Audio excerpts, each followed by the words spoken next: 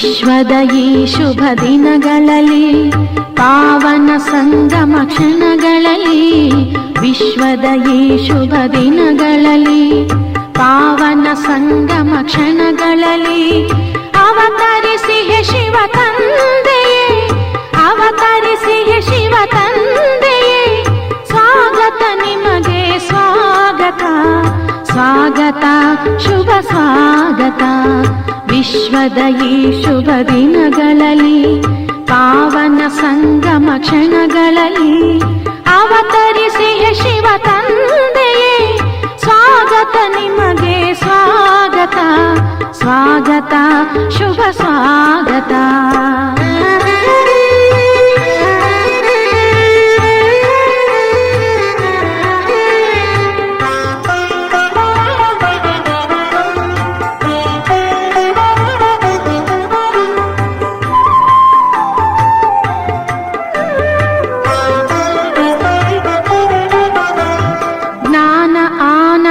ಪ್ರೇಮ ಸಾಗರ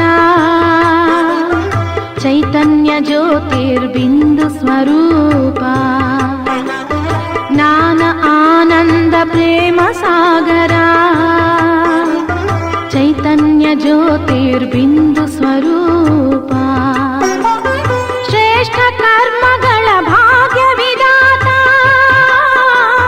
ಶ್ರೇಷ್ಠ ಕರ್ಮಗಳ ಭಾಗ್ಯ ವಿಧಾತ ಸ್ವಾಗತ ನಿಮಗೆ ಸ್ವಾಗತ ಸ್ವಾಗತ ಶುಭ ಸ್ವಾಗತ ವಿಶ್ವದ ಈ ಶುಭ ದಿನಗಳಲ್ಲಿ ಪಾವನ ಸಂಗಮ ಕ್ಷಣಗಳಲ್ಲಿ ವಿಶ್ವದ ಈ ಶುಭ ದಿನಗಳಲ್ಲಿ ಪಾವನ ಸಂಗಮ ಕ್ಷಣಗಳಲ್ಲಿ ಅವತರಿಸಿಯೇ ಶಿವ ತಂದೆಯೇ ಸ್ವಾಗತ ನಿಮಗೆ ಸ್ವಾಗತ ಸ್ವಾಗತ ಶುಭ ಸ್ವಾಗತ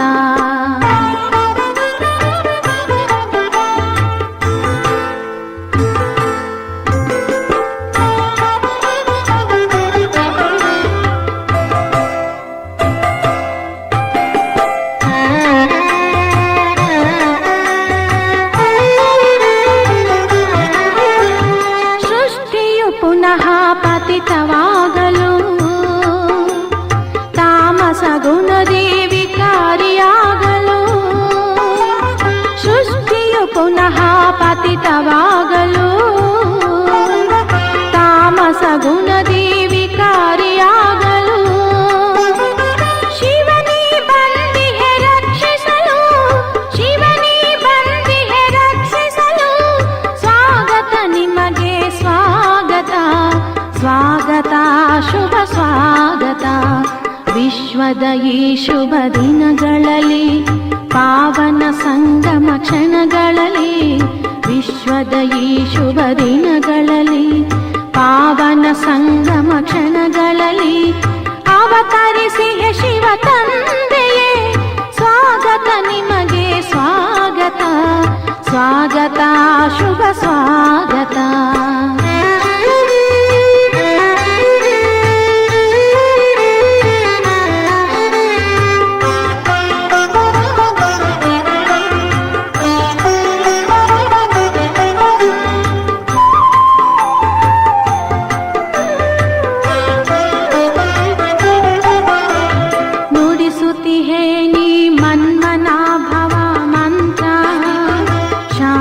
ಸುಖಕ್ಕೆ ಇದುವೇ ತಂತ್ರ ನುಡಿಸುತ್ತಿಹೇ ನೀ ಮನ್ಮನಾಭವ ಮಂತ್ರ ಶಾಂತಿ ಸುಖಕ್ಕೆ ಇದುವೇ ತಂತ್ರ ಗೀತಾ ಜ್ಞಾನವೇ ನವ ಸೃಷ್ಟಿಗೆ ಯಂತ್ರ ಶಿವಗೀತ ಜ್ಞಾನ ನವ ಸೃಷ್ಟಿಗೆ ಯಂತ್ರ ಸ್ವಾಗತ ನಿಮಗೆ ಸ್ವಾಗತ ಸ್ವಾಗತ ಶುಭ ಸ್ವಾಗತ ವಿಶ್ವದ ಈ ಶುಭ ದಿನಗಳಲ್ಲಿ ಪಾವನ ಸಂಗಮ ಕ್ಷಣಗಳಲ್ಲಿ ವಿಶ್ವದ ಈ ಶುಭ ದಿನಗಳಲ್ಲಿ ಪಾವನ ಸಂಗಮ ಕ್ಷಣಗಳಲ್ಲಿ ಅವತರಿಸಿಯೇ ಶಿವ ತಂದೆಯೇ ಅವತರಿಸಿಯೇ ಶಿವ ತಂದೆಯೇ ಸ್ವಾಗತ ನಿಮಗೆ ಸ್ವಾಗತ ಸ್ವಾಗತ ಶುಭ ಸ್ವಾಗತ ಸ್ವಾಗತ ನಿಮಗೆ ಸ್ವಾಗತ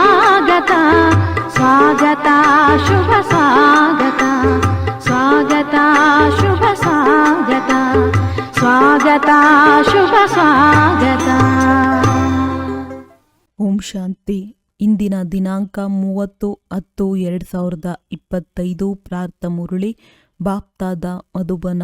ಮಧುರ ಮಕ್ಕಳೇ, ನೀವೀಗ ಬಹಳ ಸಾಧಾರಣವಾಗಿರಬೇಕಾಗಿದೆ. ಬಹಳ ಫ್ಯಾಷನಬಲ್ ವಸ್ತ್ರಗಳನ್ನು ಧರಿಸುವುದರಿಂದಲೂ ದೇಹಾಭಿಮಾನವು ಬರುತ್ತದೆ. ಪ್ರಶ್ನೆ: ಅದೃಷ್ಟದಲ್ಲಿ ಶ್ರೇಷ್ಠ ಪದವಿ ಇಲ್ಲವೆಂದರೆ ಮಕ್ಕಳು ಯಾವ ಮಾತಿನಲ್ಲಿ ಆಲಸ್ಯ ಮಾಡುತ್ತಾರೆ?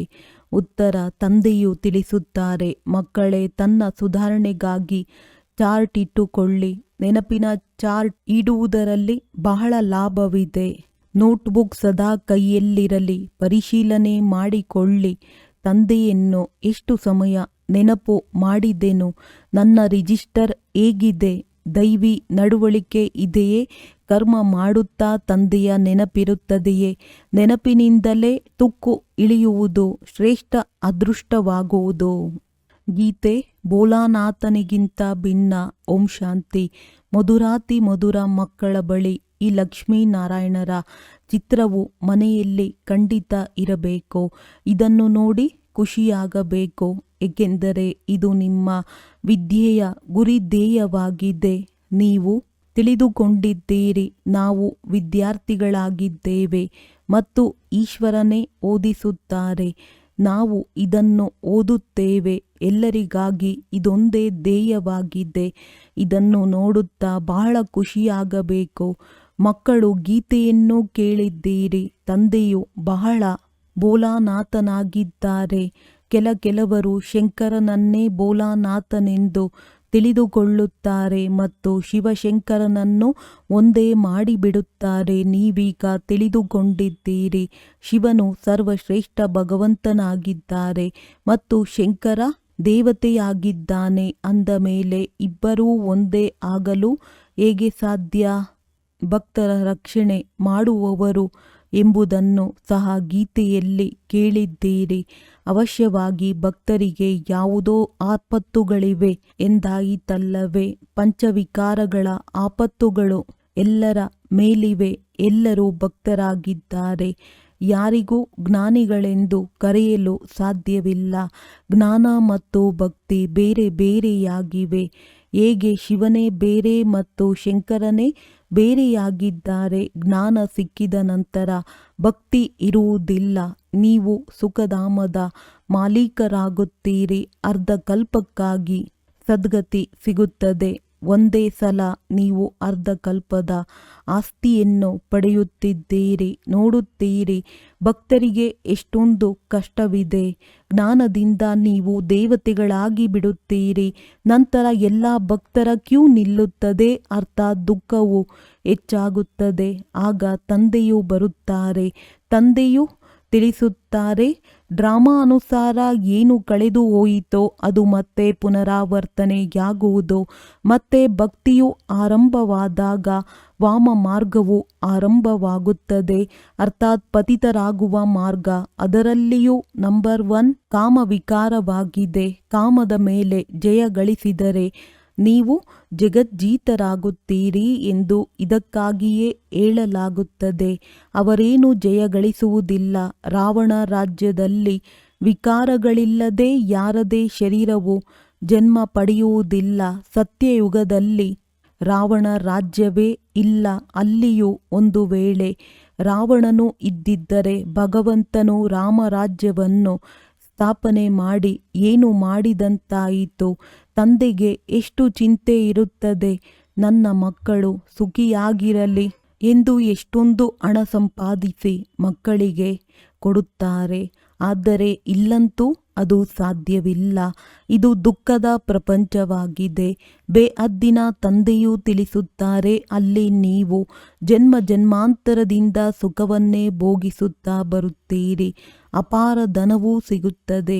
21 ಜನ್ಮಗಳಿಗಾಗಿ ಅಲ್ಲಿ ಯಾವುದೇ ದುಃಖವಿರುವುದಿಲ್ಲ. ಯಾರೂ ದಿವಾಳಿಯಾಗುವುದಿಲ್ಲ. ಮಾತುಗಳನ್ನು ಬುದ್ಧಿಯಲ್ಲಿ ಧಾರಣೆ ಮಾಡಿಕೊಂಡು ಆಂತರಿಕ ಖುಷಿಯಲ್ಲಿರಬೇಕು.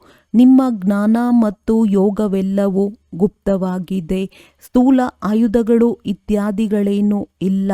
ತಂದೆಯು ತಿಳಿಸುತ್ತಾರೆ, ಇದು ಜ್ಞಾನ ಖಡ್ಗವಾಗಿದೆ. ಇದಕ್ಕೆ ಅವರು ಸ್ಥೂಲ ಆಯುಧಗಳನ್ನು ಸಂಕೇತವಾಗಿ ದೇವಿಯರಿಗೆ ತೋರಿಸಿದ್ದಾರೆ. ಶಾಸ್ತ್ರಗಳನ್ನು ಓದುವವರೂ ಸಹ ಇದು ಜ್ಞಾನ ಖಡ್ಗವಾಗಿದೆ ಎಂಬ ಮಾತನ್ನು ಎಂದೂ ಹೇಳುವುದಿಲ್ಲ. ಇದನ್ನು ಬೇಹದ್ದಿನ ತಂದೆಯೇ ತಿಳಿಸಿಕೊಡುತ್ತಾರೆ.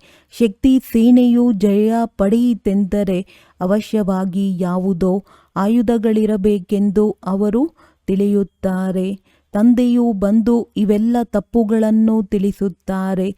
ಈ ನಿಮ್ಮ ಮಾತನ್ನು ಅನೇಕ ಮನುಷ್ಯರು ಕೇಳುತ್ತಾರೆ.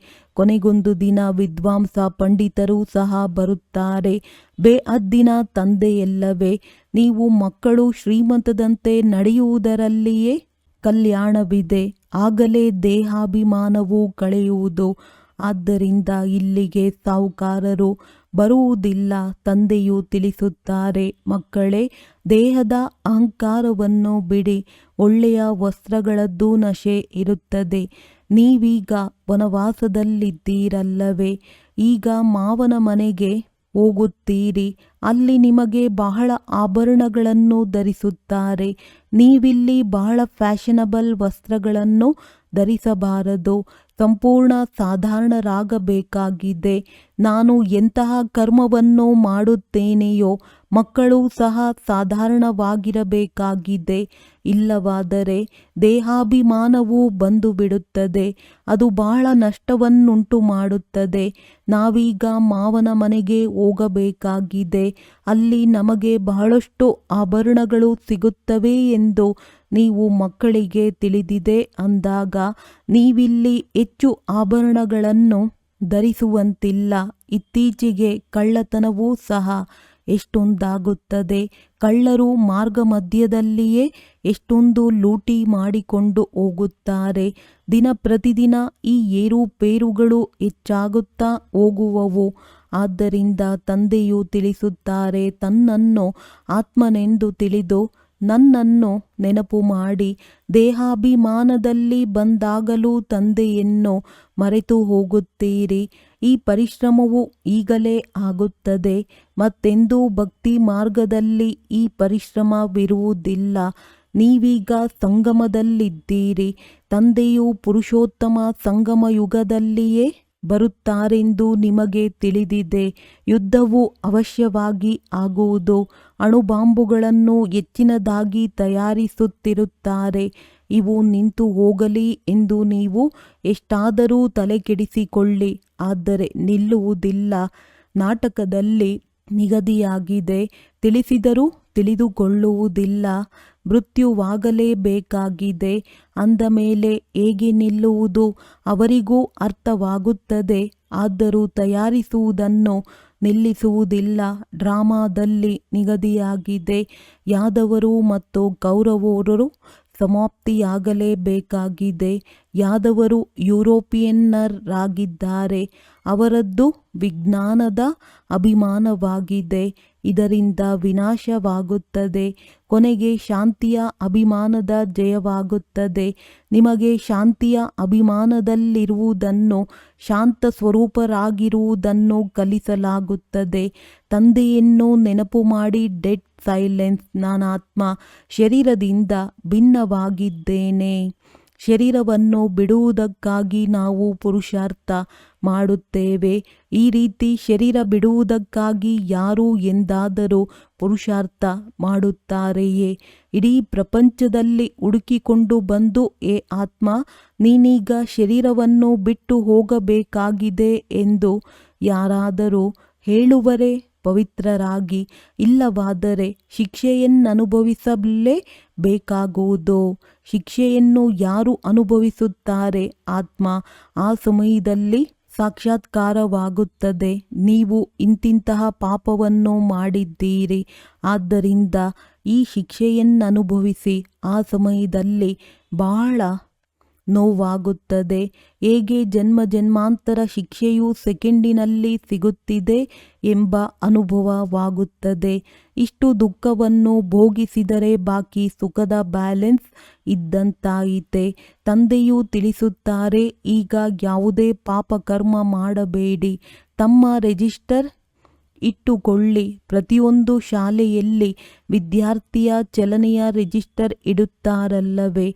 ಶಿಕ್ಷಣ ಮಂತ್ರಿಯೂ ಸಹ ಹೇಳುತ್ತಾರೆ, ಭಾರತದ ನಡವಳಿಕೆಯು ಸರಿ ಇಲ್ಲವೆಂದು. ಆಗ ತಿಳಿಸಿ, ನಾವು ಈ ಲಕ್ಷ್ಮೀ ನಾರಾಯಣರ ತರಹ ಗುಣಗಳನ್ನು ಕಲಿಸುತ್ತೇವೆ. ಈ ಲಕ್ಷ್ಮೀ ನಾರಾಯಣರ ಚಿತ್ರವು ಸದಾ ನೆನಪಿರಲಿ. ಇದು ಗುರಿ ಧ್ಯೇಯವಾಗಿದೆ. ನಾವು ಈ ರೀತಿಯಾಗುತ್ತೇವೆ. ಈ ಆದಿ ಸನಾತನ ದೇವಿ ದೇವತಾ ಧರ್ಮದ ಸ್ಥಾಪನೆಯನ್ನು ಶ್ರೀಮತದನುಸಾರ ನಾವು ಮಾಡುತ್ತಿದ್ದೇವೆ. ಇಲ್ಲಿ ಚಲನವಲನೆಯನ್ನು ಸುಧಾರಣೆ ಮಾಡಲಾಗುತ್ತದೆ. ನಿಮ್ಮದು ಇಲ್ಲಿ ಕಚೇರಿಯೂ ನಡೆಯುತ್ತದೆ. ಎಲ್ಲ ಸೇವಾ ಕೇಂದ್ರಗಳಲ್ಲಿ ಮಕ್ಕಳು ಕಚೇರಿ ನಡೆಸಬೇಕು. ಚಾರ್ಟ್ ಇಡಿ ಎಂದು ಪ್ರತಿನಿತ್ಯವೂ ಹೇಳಿರಿ. ಆಗ ಸುಧಾರಣೆಯಾಗುವುದು. ಅದೃಷ್ಟದಲ್ಲಿಲ್ಲವೆಂದರೆ ಅವರು ಇದರಲ್ಲಿ ಆಲಸ್ಯ ಮಾಡುತ್ತಾರೆ. ಆದರೆ ಚಾರ್ಟ್ ಇಡುವುದು ಬಹಳ ಒಳ್ಳೆಯದಾಗಿದೆ. ನೀವು ತಿಳಿದುಕೊಂಡಿದ್ದೀರಿ, ನಾವು 84 ಜನ್ಮಗಳ ಚಕ್ರವನ್ನು ಅರಿತುಕೊಳ್ಳುವುದರಿಂದಲೇ ಚಕ್ರವರ್ತಿ ರಾಜರಾಗಿ ಬಿಡುತ್ತೇವೆ. ಎಷ್ಟು ಸಹಜವಾಗಿದೆ ಮತ್ತು ಪವಿತ್ರರೂ ಆಗಬೇಕಾಗಿದೆ. ನೆನಪಿನ ಯಾತ್ರೆಯ ಚಾರ್ಟನ್ನಿಡಿ. ಇದರಲ್ಲಿ ನಿಮಗೆ ಬಹಳ ಲಾಭವಿದೆ. ನೋಟ್ಬುಕ್ಕನ್ನು ಇಡಲಿಲ್ಲವೆಂದರೆ ತಂದೆಯನ್ನು ನೆನಪು ಮಾಡಲಿಲ್ಲವೆಂದು ತಿಳಿದುಕೊಳ್ಳಿ. ಸದಾ ನೋಟ್ಬುಕ್ ಕೈಯಲ್ಲಿರಲಿ. ತನ್ನ ಚಾರ್ಟ್ ನೋಡಿಕೊಳ್ಳಿ. ಎಷ್ಟು ಸಮಯ ತಂದೆಯನ್ನು ನೆನಪು ಮಾಡಿದೆನು. ನೆನಪು ಮಾಡದೆ ತುಕ್ಕು ಕಳೆಯಲು ಸಾಧ್ಯವಿಲ್ಲ. ತುಕ್ಕನ್ನು ತೆಗೆಯಲು ವಸ್ತುವನ್ನು ಸೀಮೆ ಎಣ್ಣೆಯಲ್ಲಿ ಹಾಕುತ್ತಾರಲ್ಲವೇ? ಕರ್ಮ ಮಾಡುತ್ತಲೂ ತಂದೆಯನ್ನು ನೆನಪು ಮಾಡಬೇಕಾಗಿದೆ. ಆಗ ಪುರುಷಾರ್ಥದ ಫಲ ಸಿಗುವುದು. ಪರಿಶ್ರಮವಿದೆಯಲ್ಲವೇ? ಕೇವಲ ಹಾಗೆಯೇ ತಲೆಯ ಮೇಲೆ ಕಿರೀಟವನ್ನಿಟ್ಟು ಬಿಡುವರೆ? ತಂದೆಯು ಇಷ್ಟು ಶ್ರೇಷ್ಠ ಪದವಿಯನ್ನು ಕೊಡುತ್ತಾರೆಂದ ಮೇಲೆ ಸ್ವಲ್ಪವಾದರೂ ಪರಿಶ್ರಮ ಪಡಬೇಕಾಗಿದೆ. ಇದರಲ್ಲಿ ಕೈಕಾಲುಗಳಿಂದ ಏನನ್ನೂ ಮಾಡಬೇಕಾಗಿಲ್ಲ. ವಿದ್ಯೆಯು ಸಂಪೂರ್ಣ ಸಹಜವಾಗಿದೆ. ನಿಮ್ಮ ಬುದ್ಧಿಯಲ್ಲಿದೆ, ನಾವು ಶಿವತಂದೆಯಿಂದ ಬ್ರಹ್ಮರವರ ಮೂಲಕ ಎಷ್ಟು ಶ್ರೇಷ್ಠರಾಗುತ್ತಿದ್ದೇವೆ. ಅಂದ ಮೇಲೆ ಎಲ್ಲಿಗೆ ಹೋದರೂ ಸಹ ಬ್ಯಾಡ್ಜನ್ನು ಹಾಕಿಕೊಂಡಿರಿ. ತಿಳಿಸಿಕೊಡಿ. ವಾಸ್ತವದಲ್ಲಿ ಇದು ರಾಷ್ಟ್ರ ಲಾಂಛನವಾಗಿದೆ. ತಿಳಿಸುವುದರಲ್ಲಿಯೂ ಬಹಳ ಘನತೆ ಇರಬೇಕು. ಬಹಳ ಮಧುರತೆಯಿಂದ ತಿಳಿಸಬೇಕಾಗಿದೆ. ರಾಷ್ಟ್ರ ಲಾಂಛನದ ಬಗ್ಗೆಯೂ ತಿಳಿಸಬೇಕು. ಪ್ರೀತಿ ಬುದ್ಧಿ ಮತ್ತು ವಿಪರೀತ ಬುದ್ಧಿಯವರೆಂದು ಯಾರಿಗೆ ಹೇಳಲಾಗುವುದು? ನೀವು ತಿಳಿದುಕೊಂಡಿದ್ದೀರಾ? ಲೌಕಿಕ ತಂದೆಗೆ ಭಗವಂತನೆಂದು ಹೇಳುವುದಿಲ್ಲ.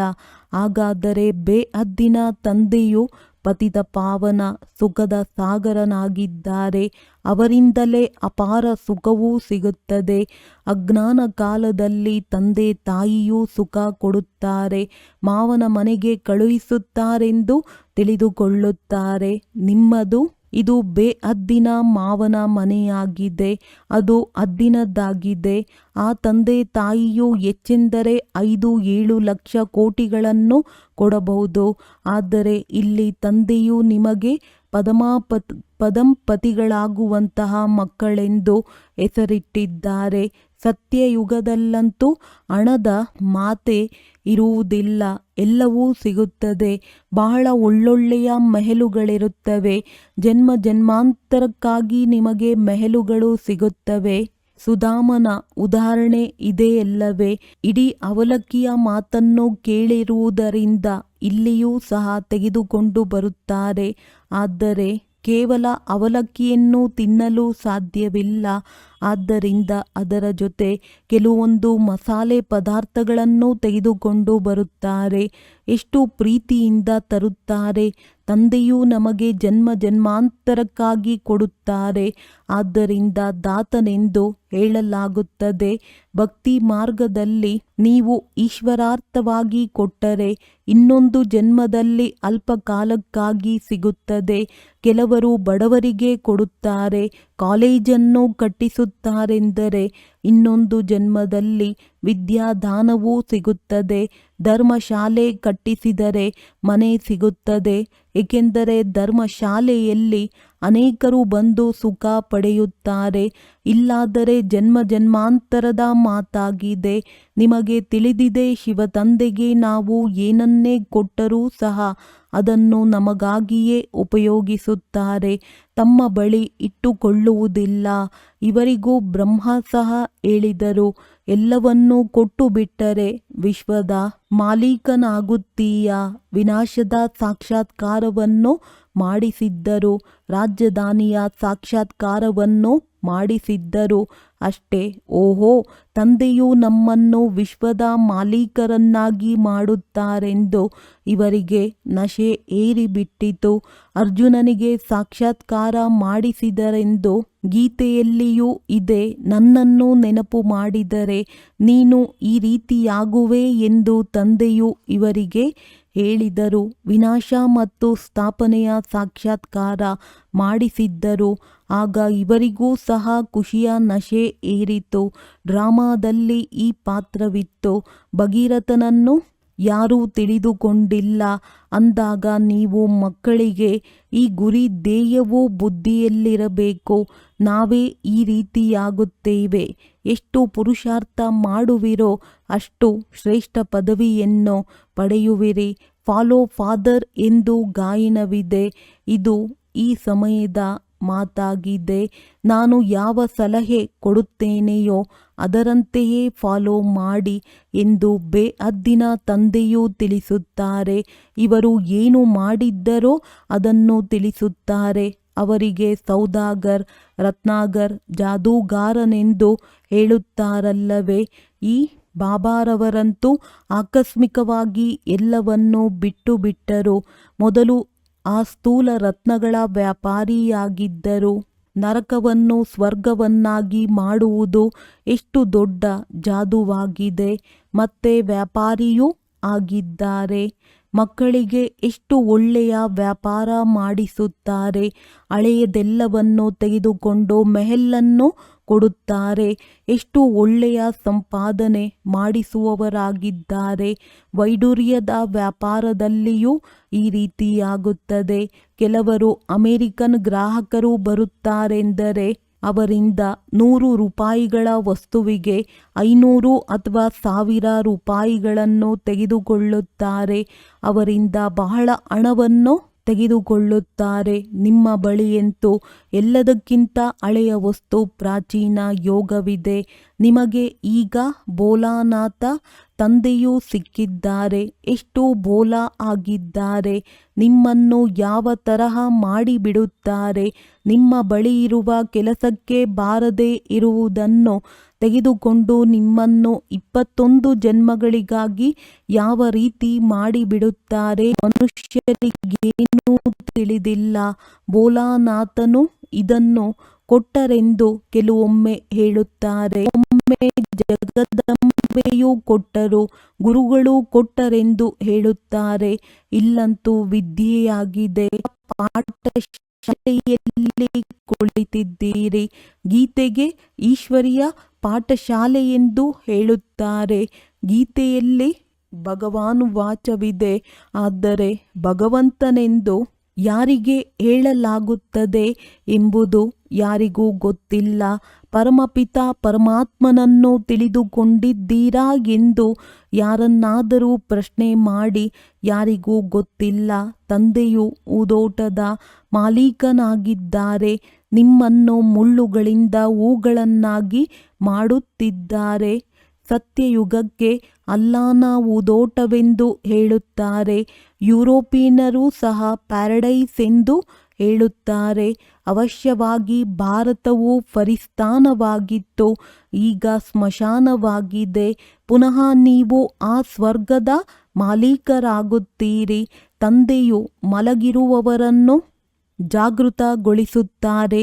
ಇದನ್ನೂ ಸಹ ನಂಬರ್ ವಾರ್ ಪುರುಷಾರ್ಥದನುಸಾರ ನೀವೇ ತಿಳಿದುಕೊಂಡಿದ್ದೀರಾ. ಯಾರು ಜಾಗೃತರಾಗಿರುವರೋ ಅವರು ಅನ್ಯರನ್ನು ಜಾಗೃತಗೊಳಿಸುತ್ತಾರೆ. ಒಂದು ವೇಳೆ ಜಾಗೃತ ಮಾಡುವುದಿಲ್ಲವೆಂದರೆ ತಾನೇ ಜಾಗೃತವಾಗಿಲ್ಲವೆಂದರ್ಥ. ಅಂದಾಗ ತಂದೆಯೂ ತಿಳಿಸುತ್ತಾರೆ, ಈ ಹಾಡುಗಳು ಸಹ ಡ್ರಾಮಾದಲ್ಲಿ ನಿಗದಿಯಾಗಿದೆ. ಕೆಲವು ಹಾಡುಗಳು ಬಹಳ ಚೆನ್ನಾಗಿವೆ. ನಿಮಗೆ ಬೇಸರವಾದಾಗ ಈ ಹಾಡುಗಳನ್ನು ಕೇಳಿರಿ, ಆಗ ಖುಷಿಯಲ್ಲಿ ಬಂದು ಬಿಡುತ್ತೀರಿ. ರಾತ್ರಿಯ ಪ್ರಯಾಣಿಕನೇ, ಸುಸ್ತಾಗಬೇಡ, ಈ ಹಾಡು ಸಹ ಚೆನ್ನಾಗಿದೆ. ಈ ರಾತ್ರಿಯು ಮುಕ್ತಾಯವಾಗುತ್ತದೆ. ಎಷ್ಟು ಭಕ್ತಿ ಮಾಡುತ್ತೇವೆಯೋ ಅಷ್ಟು ಬೇಗನೆ ಭಗವಂತನು ಸಿಗುವರೆಂದು ಮನುಷ್ಯರು ತಿಳಿಯುತ್ತಾರೆ. ಹನುಮಂತ ಮೊದಲಾದವರ ಸಾಕ್ಷಾತ್ಕಾರವಾಯಿತೆಂದರೆ ಭಗವಂತ ಸಿಕ್ಕಿಬಿಟ್ಟರೆಂದು ತಿಳಿಯುತ್ತಾರೆ. ಯಾವ ಭಾವನೆಯನ್ನಿಟ್ಟುಕೊಳ್ಳುವರೋ ಅವರ ಸಾಕ್ಷಾತ್ಕಾರವಾಗಿ ಬಿಡುತ್ತದೆ. ಆದರೆ ಈ ರೀತಿ ಯಾರೂ ಆಗುವುದಿಲ್ಲ. ತಂದೆಯು ತಿಳಿಸಿದ್ದಾರೆ, ಈ ಬ್ಯಾಡ್ಜನ್ನು ಎಲ್ಲರೂ ಹಾಕಿಕೊಂಡಿರಿ. ಭಿನ್ನ ಭಿನ್ನ ಪ್ರಕಾರದ ಬ್ಯಾಡ್ಜುಗಳು ತಯಾರಾಗುತ್ತಿರುತ್ತವೆ. ತಿಳಿಸಿಕೊಡುವುದಕ್ಕಾಗಿಯೂ ಇವು ಬಹಳ ಚೆನ್ನಾಗಿವೆ. ನೀವು ಆತ್ಮಿಕ ಸೈನಿಕರಾಗಿದ್ದೀರಲ್ಲವೇ? ಸೈನಿಕರಿಗೆ ಯಾವಾಗಲೂ ತಮ್ಮ ಮುದ್ರೆ ಇರುತ್ತದೆ.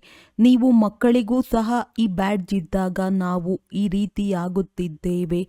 ನಾವು ವಿದ್ಯಾರ್ಥಿಗಳಾಗಿದ್ದೇವೆ. ತಂದೆಯು ನಮ್ಮನ್ನು ಮನುಷ್ಯರಿಂದ ದೇವತೆಗಳನ್ನಾಗಿ ಮಾಡುತ್ತಿದ್ದಾರೆ ಎಂದು ನಶೆ ಇರುವುದು. ಮನುಷ್ಯರು ದೇವತೆಗಳ ಪೂಜೆ ಮಾಡುತ್ತಾರೆ. ದೇವತೆಗಳು ದೇವತೆಗಳ ಪೂಜೆ ಮಾಡುವುದಿಲ್ಲ.